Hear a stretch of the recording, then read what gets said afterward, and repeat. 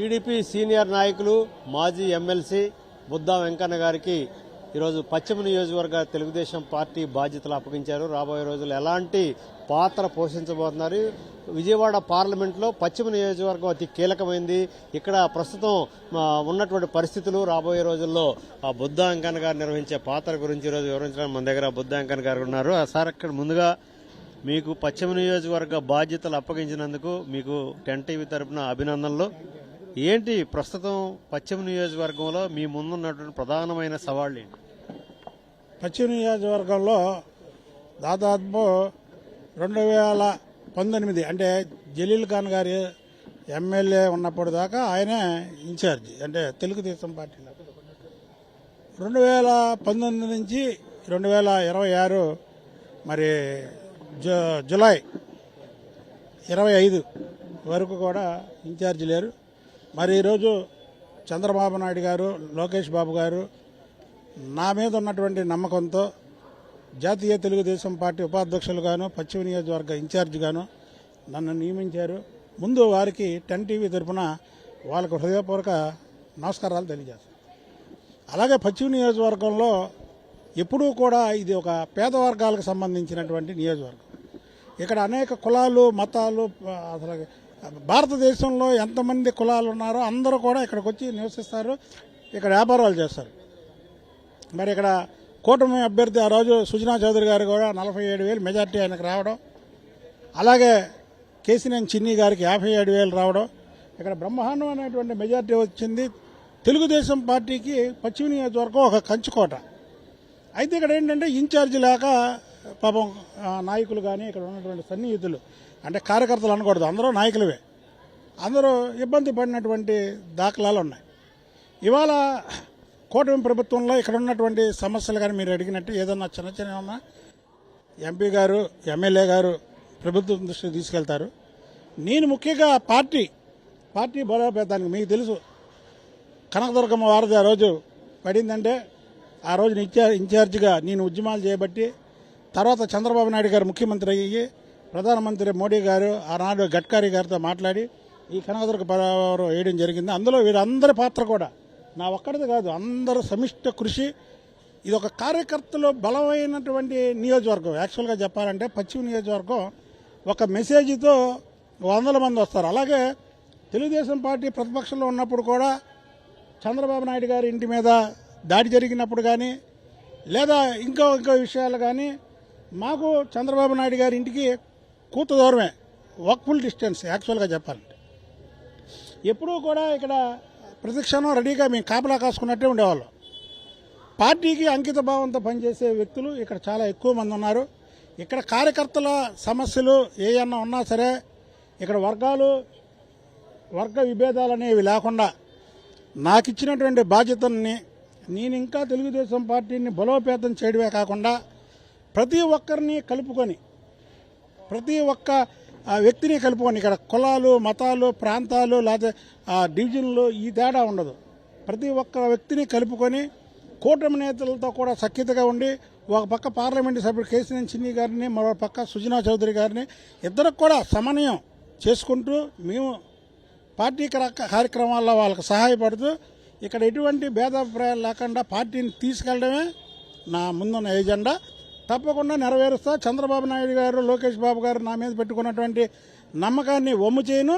అలాగే పశ్చిమ నియోజకవర్గంలో ఉన్న డివిజన్ ప్రెసిడెంట్లు కానీ, క్లస్టర్ ఇన్ఛార్జీలు కానీ, పార్లమెంట్ సభ్యులు కేసినేని శివనాథ్ చిన్ని గారు కానీ నేను ఇన్ఛార్జిగా ఉండాలని ఎక్కువ మంది 199% నన్ను బలపరచడం, అలాగే ఎంపీ గారు కూడా నన్ను ప్రపోజల్ చేయడం, వారందరూ కూడా వాళ్ళ నమ్మకాన్ని వమ్ము చేయకుండా పార్టీని ముందుకు తీసుకెళ్తానని తెలియజేస్తారు. సరే, ఇప్పుడు కూటమి ప్రభుత్వం 2 సంవత్సరాల పరిపాలన ఎన్నికల ముందు ఇచ్చినటువంటి హామీలను నెరవేర్చిందా?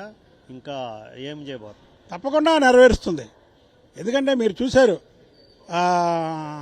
చదువుకునే పిల్లలకి జగన్మోహన్ రెడ్డికి ఇంటికి ఒకళ్ళే చదువుకొని మిగతా వాళ్ళు కూలి పనికి వెళ్ళమంటే చంద్రబాబు నాయుడు గారు అలా కాదు, మొత్తం వ్యక్తులు అందరూ కూడా చదువుకోవాలి, అందరు పిల్లలు సమానమే అని ఆయన చేసినటువంటిది ఉంది.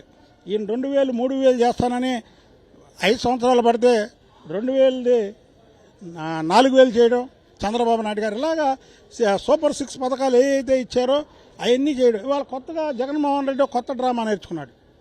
కులాల మధ్య తగాదాలు పెట్టడం, మతాల మధ్య తగాదాలు పెట్టడం, బీసీ వర్గాల మధ్య తగాదాలు పెట్టడం, ఇలా రకరకాల జిమ్మికులు చేస్తున్నాడు. అంటే ప్రశాంతంగా ఆయనున్న ముఖ్యమంత్రిగా ఉన్నంత కాలంలో తెలుగుదేశం పార్టీ వ్యక్తులందరినీ జైలుకి పంపించడం, లేదా తెలుగుదేశం పార్టీ వాళ్ళ మీద హెరాస్మెంట్ చేయడం చేసేవాడు.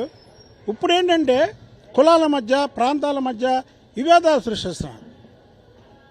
కాబట్టి ఇది సరైన పద్ధతి కాదు. ఏదో మా కన్ను ఒకటి పోవాలనుకొని జగన్మోహన్ రెడ్డి ప్రయత్నిస్తే ఆయన రెండు కళ్ళు పోతాయి. ఈ రెచ్చగొట్టే విధానాన్ని మానుకోవాలి. వాళ్ళు ఎవరో అమాయకులు కాదు. ఎక్కడ ఏ పార్టీ వాళ్ళు పాల్గొంటున్నారు, ఏ పార్టీ వాళ్ళు స్టేట్మెంట్ ఇస్తున్నారు, లేకపోతే బీసీల గురించి మాట్లాడేవాళ్ళు ఏ స్వార్థంతో మాట్లాడుతున్నారు, లేకపోతే ఇంకో కులం గురించి మాట్లాడిన వాళ్ళు ఏ స్వార్థంతో మాట్లాడుతున్నారు ఈజీగా తెలిసిపోయింది. వాళ్ళు ఏదో మేము మాట్లాడుతున్నాం జనాలు చూస్తున్నారని కాదు. ఇందాక చెప్పా మీడియా ముందు, ఏ కులానికి చెందినటువంటి వ్యక్తి అన్నా ఎనీ కులానికి ఒక ప్రజాప్రతినిధి మైకు ముందుకు వచ్చి మా కులానికి ఇది జరిగింది అది జరిగిందని అంటే రేపు ఎనీ పార్టీ సింబల్ మీద మా కులం తప్ప వేరే కులం నాకు అక్కర్లేదు ఓట్లని చెప్పగల దమ్ముందా? ఇవాళ మన ఇంట్లో పెళ్ళి అయితేనే అన్ని కులాల వాళ్ళని పిలుస్తాం. ఒక మనిషి ఎవరైనా చనిపోతే అన్ని కులాల వాళ్ళు వస్తారు.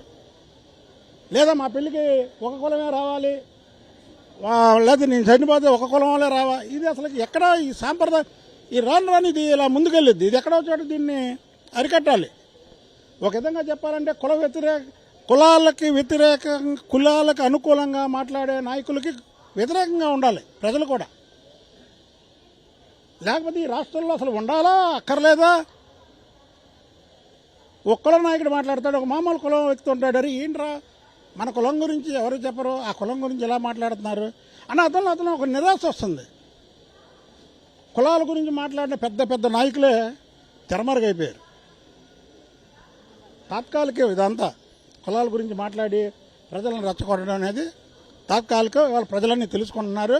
దయచేసి జగన్మోహన్ రెడ్డి ఎంతటితో దీన్ని ఆపకపోతే జగన్మోహన్ రెడ్డికే నష్టం అని తెలియజేస్తున్నాం. సార్, ఇప్పుడు విజయవాడ పార్లమెంట్లో పశ్చిమ నియోజకవర్గం తెలుగుదేశం పార్టీకి కంచుకోట. గడిచిన ఎన్నికల్లో మీ సర్దుబాటులో భాగంగా ఇది బీజేపీకి గెలవటం అంతా జరిగింది.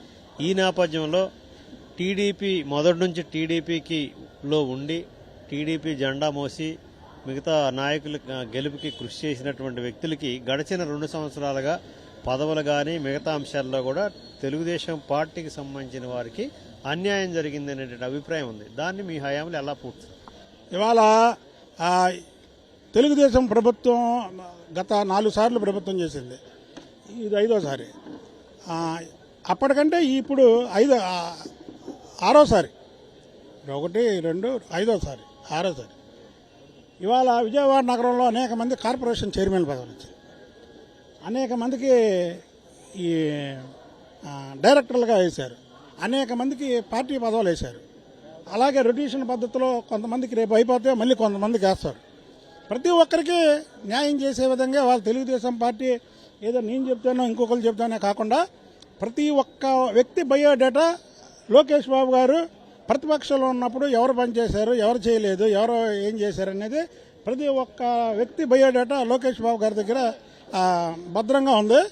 తప్పకుండా అందరికీ అయితే ఒకసారి అందరికి పదవులు రాకపోవచ్చు, కానీ తెలుగుదేశం పార్టీ అంకిత భావంతో ఇవాళ ఒక పిలుపుతో మా వాళ్ళందరూ ఇక్కడికి వచ్చారంటే అది పార్టీ మీద ఉన్నటువంటి అభిమానం. అలాగే ప్రతిపక్షంలో మరి అందరూ మీడియాలో చూశారు. మరి మేము ఎంత పోరాటం చేశామో ఆ పోరాటానికి కూడా అందరూ ఇక్కడ ఉన్నటువంటి నాయకులే ముఖ్యం. అర్ధరాత్రి పిలిపించినా వచ్చేవాళ్ళు. అందుకే ముఖ్యంగా పశ్చిమ నియోజకవర్గం తెలుగుదేశం పార్టీకి కంచుకోట. అలాగే వీళ్ళందరూ కూడా మనస్ఫూర్తిగా వీళ్ళకి నేను శిరస్సు వంచి నమస్కరిస్తున్నాను. ఎందుకంటే పార్టీ అధికారంలో ఉన్నా లేకపోయినా వీళ్ళు ఎప్పుడూ ఇలాగే ఉంటారు. యుద్ధానికన్నా రెడీ అంటారు, లేదా సామరస్యంగా మాట్లాడడానికన్నా రెడీ అంటారు. కాబట్టి మేము ఎప్పుడూ కూడా ఐకమత్యంగా ఉంటాం. ఇక్కడ తెలుగుదేశం పార్టీని ఇంకా బలోపేతం చేస్తాం. సార్, ఇప్పుడు బుద్ధాంకర్ గారు అంటే ఫైర్ బ్రాండ్. తెలుగుదేశం పార్టీ అది పదవా మిగతాయా అనే సంబంధం లేకుండా ముందు ఫ్రంట్ రోల్లో ఉండి పోరాటం చేసి ఒక యోధుడిగా బుద్ధాంకర్ని గుర్తిస్తారు. రాబోయే 2029 ఎలక్షన్కి 3 సంవత్సరాల టైం ఉంది. బుద్ధ వెంకన్న గారు పశ్చిమ నియోజకవర్గంలో ఎలాంటి పాత్ర పోషిస్తారు? తెలుగుదేశం పార్టీని ఈ నియోజకవర్గంలో ఎలా బలోపేతం చేస్తారు? తెలుగుదేశం పార్టీ చంద్రబాబు నాయుడు గారి కుటుంబాన్ని ముఖ్యంగా కాదని నేను ముందుకెళ్లే ప్రసక్తే లేదు.